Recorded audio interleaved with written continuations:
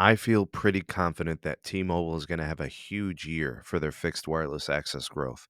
What I'm talking about is T-Mobile's 5G home internet, and I think Verizon is going to enjoy some of those same growth tendencies and trends here in the near future as well. And this article, I think, really drives that point home.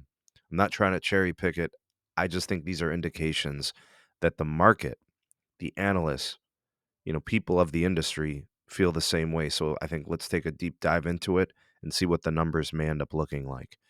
All right, so this is light reading, Mike Dano. You guys can head over to the article on their website if you'd like to read more about this.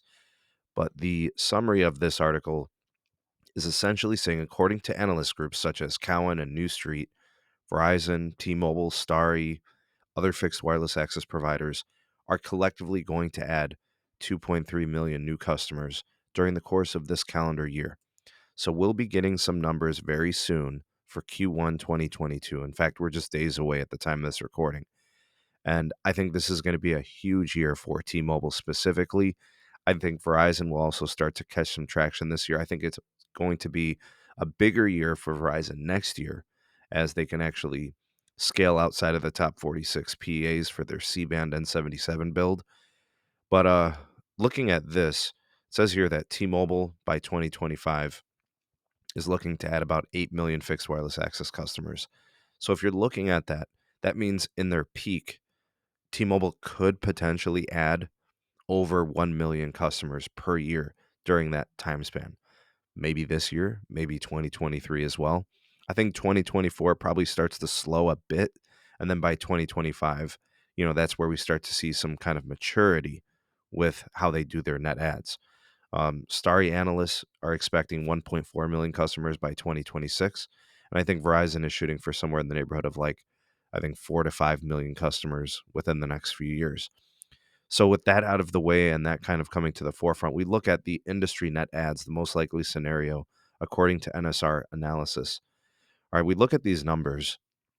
Here's the 2017 numbers, 18, 19, 20, 21, and then the expected for 2022.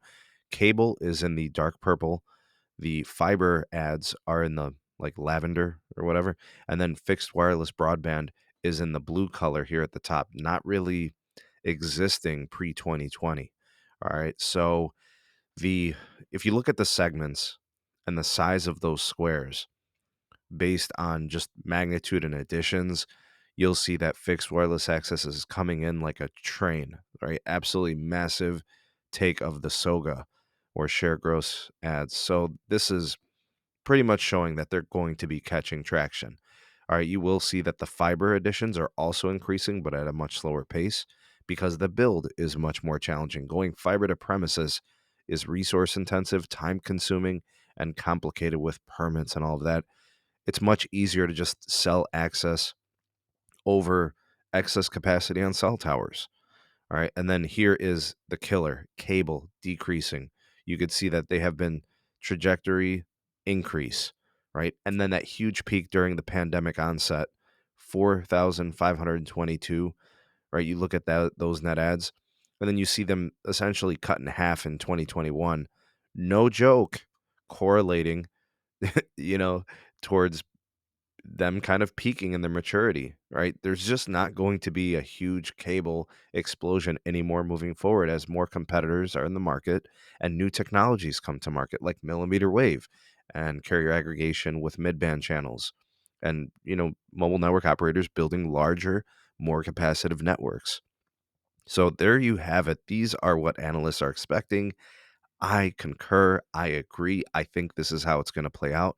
Fiber is the gold standard of connectivity, but wireless fiber would be second best. Now, cable is still going to have growth. It's just going to be slower. They're not going to peak like they did before. Even with DOCSIS technologies, I don't expect them to ever overtake fiber. I don't expect them to slow down fixed wireless access. That's going to take a huge shift from their business model. Explosive pricing, horrible customer care, those types of things have to change if they're going to change this. They created the fixed wireless access monster that is upon us. What do you guys think? Sound off in the comment section below. You are the voice of the people, the SMT Nation. Let your voice be heard. Like, share, subscribe for more. We out. Peace.